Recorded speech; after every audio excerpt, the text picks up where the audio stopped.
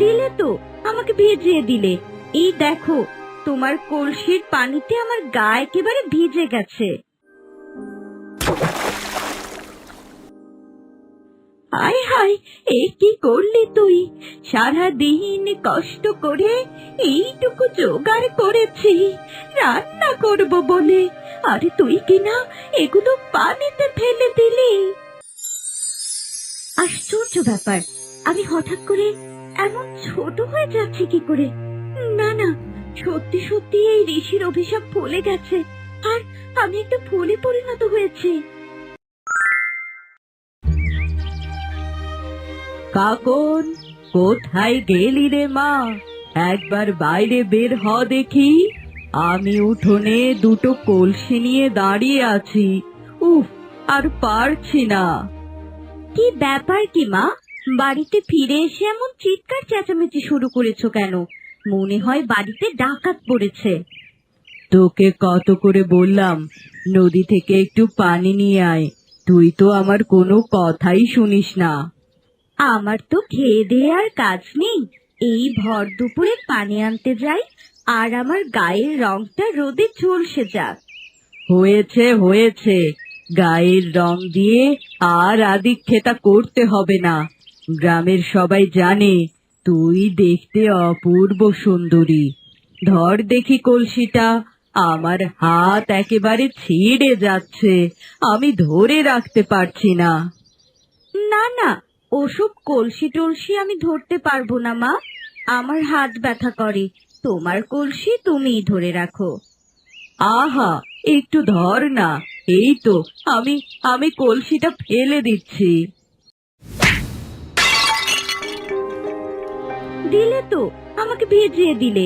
এই দেখো, তোমার কলসির পানিতে আমার গা একেবারে ভিজে গেছে। এ কি করলি তুই? শেষ পর্যন্ত কিনা কলসিটা ভেঙে ফেললি? আমি এত কষ্ট করে পানি নিয়ে এলাম, আর তুই কিনা সব পানি ফেলে দিলি। যা করেছি বেশ করেছি, তুমি আমার হাতে জোর করে পানি দিতে গেলে কেন? হ্যাঁ, সব দোষ তোমার। ঈশ্বর, তুমি আমায় কেমন মেয়ে দিলে! মায়ের কষ্ট কিছুতেই বুঝতে পারে না। ধুর, ভাল লাগে না। এখনই আমি বাড়ি থেকে চলে যাচ্ছি। তোমার এই ঘ্যান ঘ্যান আমার একদম অসহ্য লাগে। এর চেয়ে বাইরে বাইরে ঘুরে বেড়ানোই ভালো। শোন কাকন, যাস না, দাঁড়া দাঁড়া বলছি, খুব খারাপ হবে কিন্তু।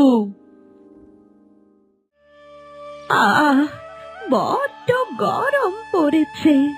এই গরমের মধ্যে যে কি করে হেঁটে হেঁটে বাড়ি ফিরি!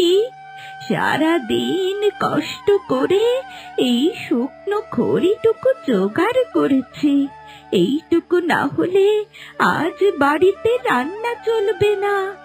ওই তো একটা মেয়ে হেঁটে যাচ্ছে। বাহ, কি রূপবতী মেয়ে! ওকে একটু বলি আমাকে সাহায্য করতে। এই, এদিকে একটু আয় দেখি বাছা।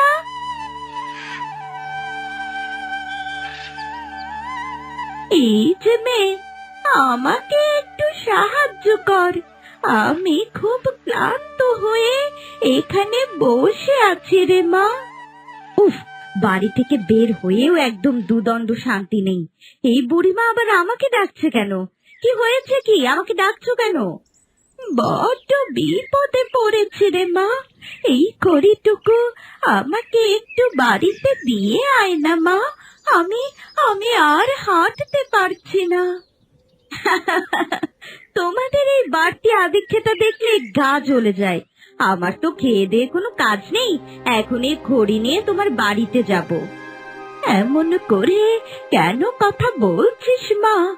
মানুষ তো মানুষের বিপদেই পাশে দাঁড়ায়।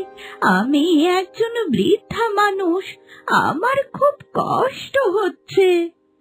তোমার কষ্ট হলে আমার কি বুড়িমা, তুমি মরো গিয়ে, আমি তোমাকে কোনো সাহায্য করতে পারবো না। ছি ছি, কি সুন্দর দেখতে তুই, আর তোর আচরণ এত খারাপ। না না, তোর সাহায্য আমার লাগবে না।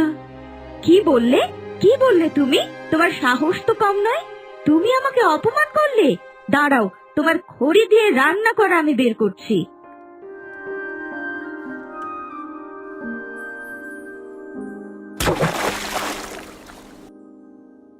হায় হায়, এ কি করলি তুই? সারা দিন কষ্ট করে এইটুকু জোগাড় করেছি রান্না করব বলে, আরে তুই কিনা এগুলো পানিতে ফেলে দিলি। আমি যা করেছি বেশ করেছি।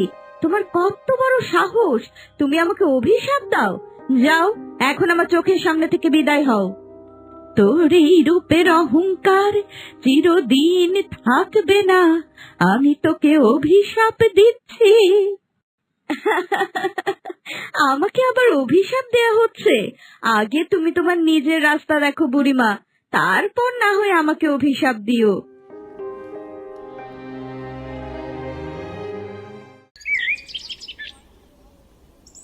কি যে করব কিছুই বুঝতে পারছি না। রাস্তাটা কিছুতেই খুঁজে বের করতে পারছি না। ওই তো একটা মেয়ে যাচ্ছে, ওকে বরং ডেকে জিজ্ঞেস করি। এই যে মেয়ে, একটু শুনে যাও এইদিকে। কি ব্যাপার, কি কি হয়েছে? এই বুড়ি, কি চাও তুমি? তুমি দেখতে এত সুন্দর, অথচ তোমার আচরণ এতটা খারাপ। না না, এ তো একদম ঠিক নয়। শুধু শুধু কথা বাড়িও না তো, আমি জরুরি একটা কাজে যাচ্ছি। দয়া করে আমাকে বিরক্ত করো না, যা বলার তাড়াতাড়ি বলো। বলছি, এই কাগজে একটা ঠিকানা লেখা আছে, দয়া করে আমাকে ঠিকানাটা একটু বের করে দাও। খেয়ে দিয়ে আমার আর কাজ নেই, এখন তোমার ঠিকানা খুঁজতে বের হব। তোর বড্ড অহংকার, তুই আমার মুখে মুখে কথা বলছিস। তুই জানিস আমার কত ক্ষমতা? হ্যাঁ জানি জানি, তোমার কত ক্ষমতা তা আমি ভালো করেই জানি। এজন্য তো এক টুকরো কাগজের ঠিকানাও বের করতে পারছো না। তুই আমাকে অনেক অপমান করেছিস, আর তাই আমি তোকে অভিশাপ দিচ্ছি। তুই সারা জীবন একটা ফুল হয়ে ভেসে বেড়াবি। তোমার অভিশাপে আমার কিছুই হবে না।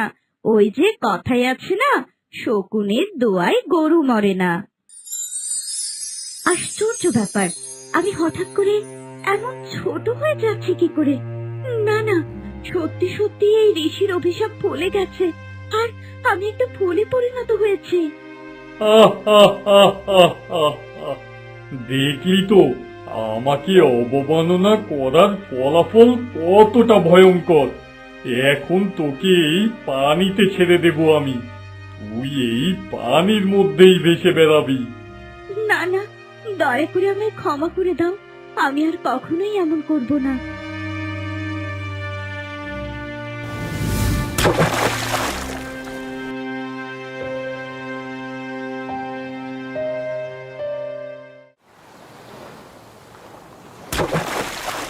আরে বাহ, ফুলটা তো খুব সুন্দর, একেবারে ঝকমক করছে। দেখতে যতটা সুন্দর, খেতে নিশ্চয়ই ততটা মজা হবে।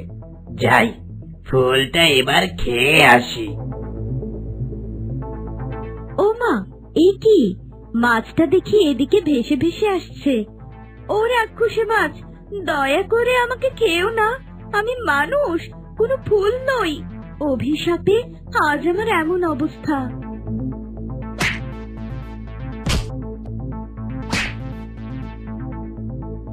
এ কি হয়ে গেল আমার?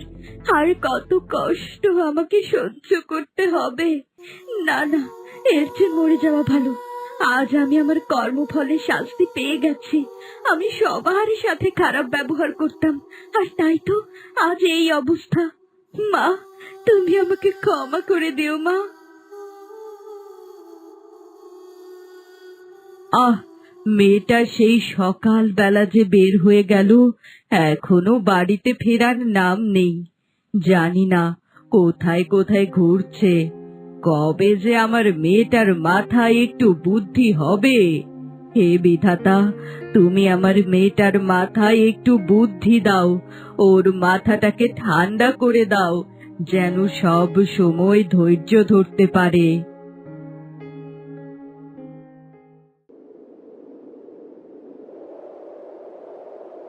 হঠাৎ করে নদীর পানি কেমন অশান হয়ে গেল কেন? হায় হায়, এ তো ঘূর্ণিঝড় শুরু হয়েছে। কেউ আছো? আমাকে বাঁচাও। এই ঘূর্ণিঝড়ে আমি তো একেবারে শেষ হয়ে যাব।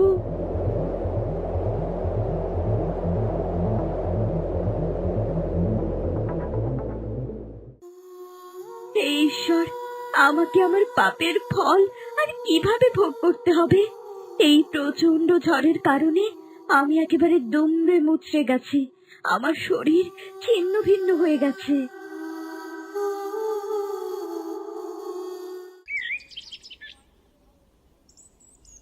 আহ, খুব বড় ঝড় হয়ে গেল।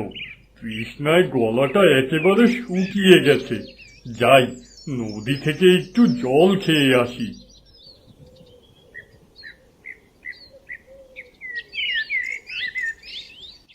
আরে আরে, এটা তো ওই ঋষি বাবাটা, যে ঋষি বাবাটা আমাকে অভিশাপ দিয়েছিল। ঋষি বাবা, দয়া করে একবার এদিকে আসুন, আমার কথাটা একবার শুনুন। কে কে ডাকছে আমাকে? কে তুই? কে কথা বলছিস? আমি তো তোকে দেখতে পাচ্ছি না। ঋষি বাবা, আমি এদিকে, একবার তাকিয়ে দেখুন। আপনার অভিশাপে আজ আমার কি অবস্থা। আহ, কি আশ্চর্য ব্যাপার!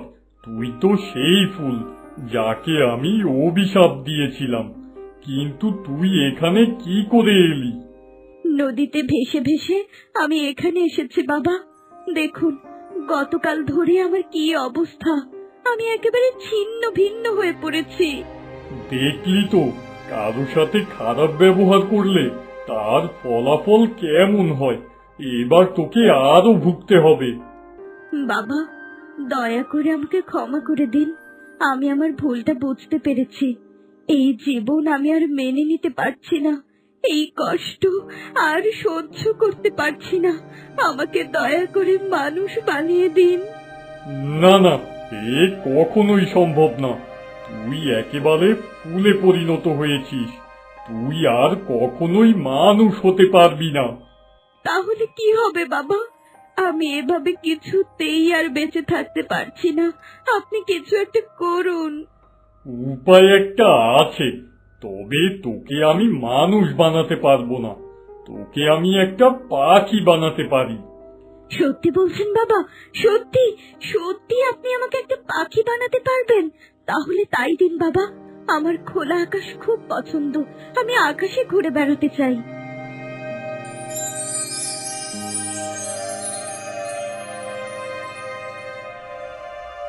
এই তো, এই তো, আমি একটা পাখিতে পরিণত হয়েছি। এখন আমার আর কোনো বিপদ আপদ হবে না। আমি মুক্ত আকাশে উড়ে বেড়াতে পারবো। এই তো, আজ আমার খুব আনন্দের দিন। আমার আর কোনো দুঃখ নেই। এখন আমি ইচ্ছে মতো খোলা আকাশে উড়ে বেড়াতে পারবো। সকাল থেকে ঘুরে বেড়াচ্ছি, কিন্তু একটাও শিকার পাচ্ছি না। ওই তো একটা পাখি ভেসে আসছে। যাই, এবার ওই পাখিটাকে বাড়ি নিয়ে সবাই মিলে খাবো।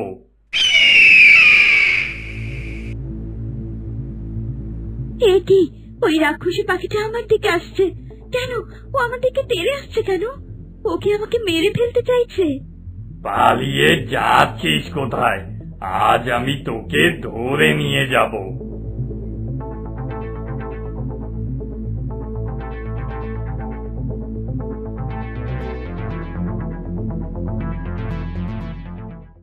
আহ, কতদিন হয়ে গেছে আমি আমার মাকে দেখি না।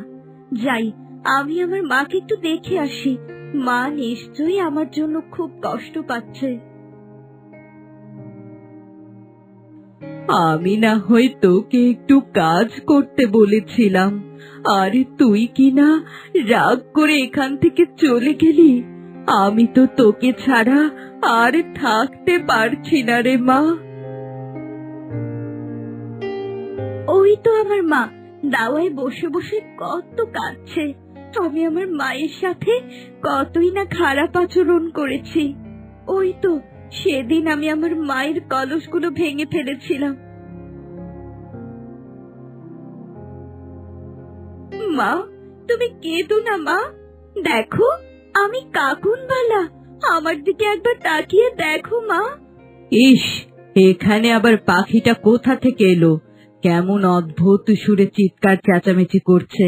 না না, এই পাখিটাকে আমার এখানে রাখা ঠিক হবে না। যা পাখি, এখান থেকে উড়ে যা।